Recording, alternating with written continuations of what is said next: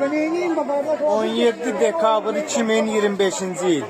Saat 4:27-dən hal-hazırda saat 08:13-dür.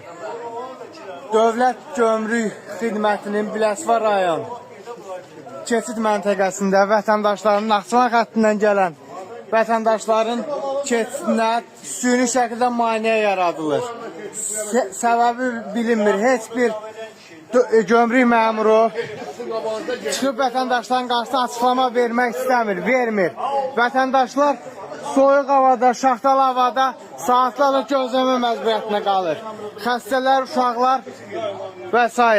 Bununla bağlı tədbir görülməsiz aidiyyəti qurumlar üzrə işıqlandırılmasını tələb edirik. Sıradasan da sen de geç. O gözlara der ki. Sıra sen. 5 saatdən artıq müddətdir artıq.